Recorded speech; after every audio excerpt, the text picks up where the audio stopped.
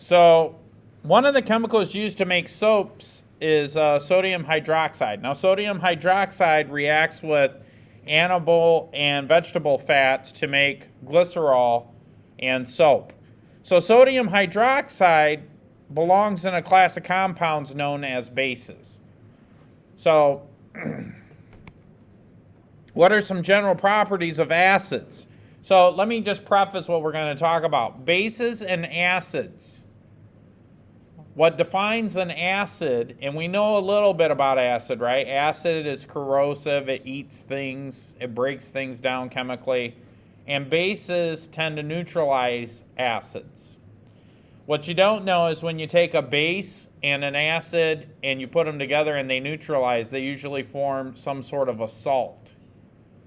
So this is kind of a common thing. Remember, Mr. Adams drinks his fancy water, the alkaline water. We had that conversation. The water has bases in it, and what that does is neutralizes acid in my body. American food tends to have a kind of acidic bent, and now you'll know the chemical properties behind an acid and a base, all right? So what are some general properties of acids? Well, an acid is a compound that produces hydronium ions when dissolved in water. Some general properties of acids include a sour taste, reactivity to metals, and the ability to produce color changers on indicators. So you've heard about litmus paper. You dip it in, and it'll tell you if it's an acid or base. If you've ever owned a pool, you could check the acidity, the pH balance. That's what we're going to be talking about. And I should mention that this is one of the reading guide questions. So acid has a sour taste where a base has what we call a bitter taste. So don't get those two confused. So anyways, when hydrogen chloride dissolves in water, it ionizes and forms hydronium ions and chloride ions. So when you have the hydrogen chloride gas, that's this HCl, plus water, H2O, you have the hydronium ions. It's an ion because it has a positive charge, plus the negatively charged chloride, or chlorine. The solution that results is called hydrochloric acid. Well, here's a list of some acids that you know about but don't necessarily know about. Acetic acid, it's in vinegar. That's what gives it its taste. Carbonic acid, that's in pop. Carbonated beverages. Hydrochloric acid, the one they were just talking about, that's in your stomach. It's diluted, but it starts to break down the food that you eat.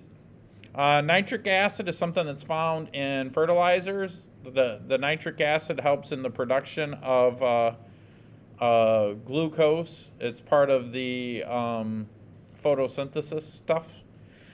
Same with phosphoric acid. That's part of fertilizer. And then sulfuric acid can be found in car batteries. Lead acid is too. So anyways, sour taste. Foods that taste sour often have an acid. So if you ever watch the Food Network, they talk about, well, it's an acid, so we're going to combine it with a sweet thing. Or they're actually chemically balancing the pH of their meals. So if you ever go to a restaurant and you eat something that's spicy and sweet, and you go, wow, that's a nice combo or whatever, sometimes they're chemically balancing the meals, okay? So lemons, grapefruits, limes, oranges contain citric acid. Vinegar has acetic acid. Dairy products that have spoiled also have acid. That's what makes it taste sour. Sour milk comes from the acid that forms in a chemical process. Reactivity with metals. The reaction between the acid and the metal is an example of a single replacement reaction. When zinc is added to a test tube containing hydrochloric acid, bubbles form. So here we have the zinc, and it's added to the hydrochloric acid, and then you get the bubbles, which is hydrogen, and then zinc chloride. It changes the color of the indicators. Now, I'm not sure if I'm going to do this with you guys because of the pandemic, but basically, normally when you do this, you'll have I do a lab where I give you a bunch of chemicals, and you drop the chemicals on the litmus paper, and depending on the color the paper turns, it tells you how much acid or base it has in it, and that it's commonly referred to as the pH level. Okay, blue litmus paper turns red in the presence of acid. Okay.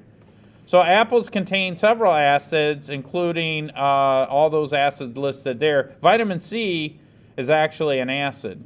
But if you were to take an apple and take like a real apple and just like, you know how it's juicy, and put that juice on blue litmus paper, it would turn pink like you see here on the screen.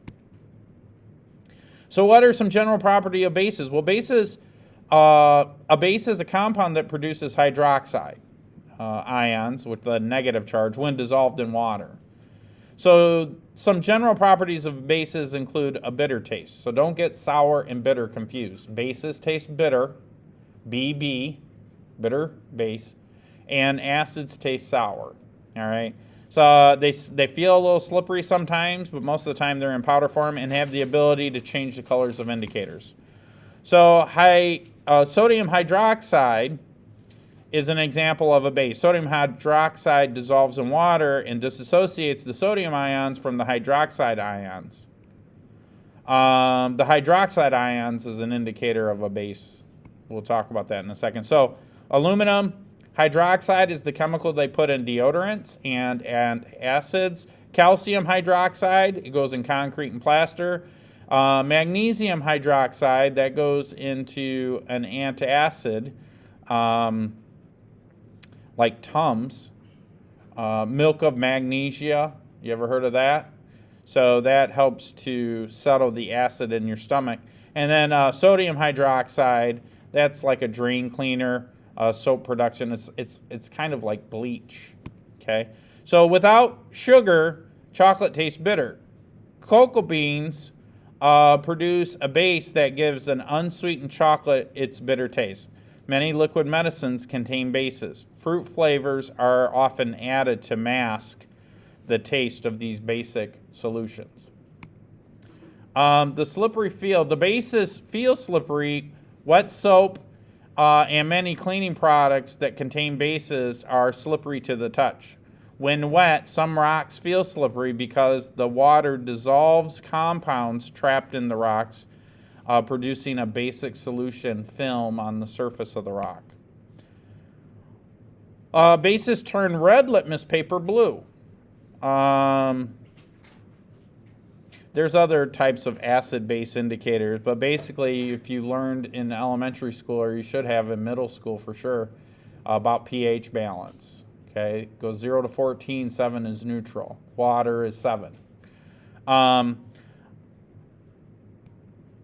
Identifying bases.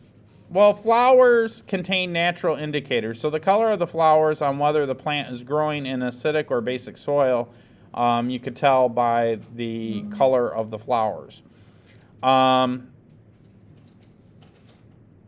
If flowers are bluish and purple, they're growing in acidic, these types of flowers. And then if they're growing in a basic soil, the flowers are pink. And this has to do with the chemical properties, the difference between a base and an acid. So what are the products of neutralization? So the reaction between the acid and the base is called neutralization. Mr. Adams drinks alkaline water. The alkaline water has bases in it. It's very minimal. You can barely taste it. But it's enough of a base to offset some of the acid in the food that Mr. Adams eats. I like ketchup. Ketchup has vinegar in it. Vinegar is an acid. It has an acid in it. Pop, if you drink pop, it has an acid in it. So there's a lot of food that we have. We flavor food with lemons, right? So a lot of the food that were listed as having acid in them go in our body, and we can neutralize the acid by drinking water that has a base in it. That's why that water is so popular now. Neutralization reaction between an acid and a base produces salt and water. So the negative ions, and I'm going to back up here for just a second. So when you have an acid and you put it on something or in something, you'll have hydrogen that's released in the chemical reactions, right?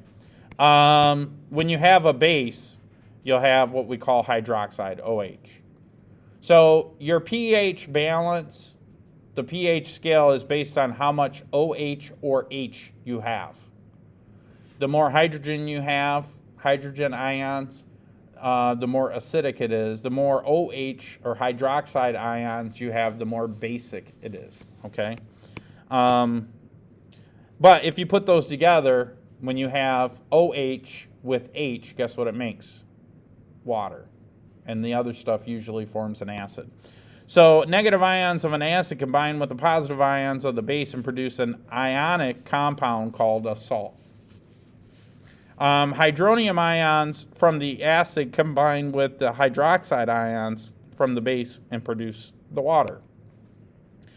So here's a basic one. Hydrochloric acid reacts with sodium hydroxide. They neutralize, and you're left with salt water, literally. Okay. So table salt is the most common example of salt compound. Baking soda is produced by the neutralization between sodium hydroxide and carbonic acid. The ocean contains many dissolved salts, including chlorides and sulfites of potassium, calcium, magnesium, and sodium. So here's a list of some common salts. Sodium chloride is the stuff you eat on food. Sodium carbonate is used to make glass. Potassium chloride used as a salt substitute to reduce dietary intake of sodium. Salt's not bad for you. It's the sodium in the salt that's bad for you.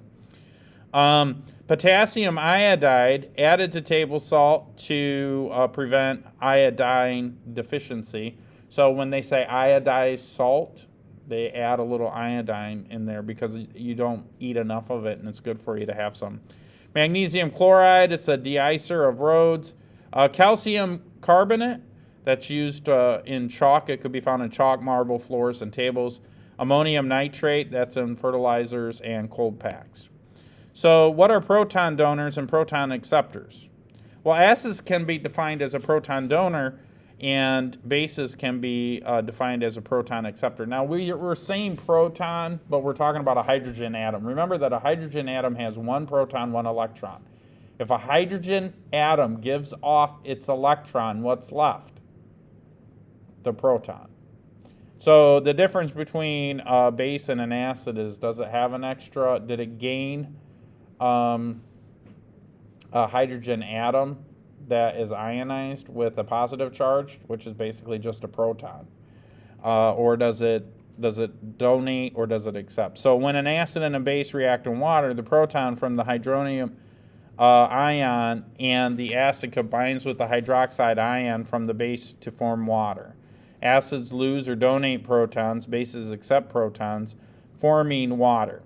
A neutral molecule, right? Because water is stable, and it on the pH balance, it's 7 right in the middle. This and when you think about it, if H represents acid and OH represents a base, and you have one of each, it's neutral right in the middle, right? So anyways, bases accept protons, forming water. I said that already. Based on the definitions of acids and bases that you read earlier in this section, water is neither an acid nor a base. Using the proton donor or proton acceptor definition, water can act as either an acid or a base. It could take on an extra. If it takes on a proton, that means it's taking on a hydrogen atom. It becomes more acidic. If there are several molecules of water and it gives off a hydrogen, then you are left with the OH and it becomes more basic. So when hydrogen chloride dissolves, water acts as a base, and it accepts the proton from the hydrogen chloride and becomes hydronium ion. Okay. So there's H3O, which is hydronium, and then the chloride, and that takes place because the hydrochloride dissolves and the hydrogen donates basically its proton, leaving behind an atom. So let me explain this in full detail. Hydrogen has 1 valence electron. Chlorine has 7. How many are around chloride right now? 8, right? So it leaves its electron behind. So when this hydrogen atom comes over here, it's really just a proton. And so it leaves its electron here, therefore it forms an ion here that is a negative charge because chlorine has one extra electron. And then the hydrogen forms over here and it has an extra proton. Because you have one more proton than you have electrons, you have a positive charge. And so those two are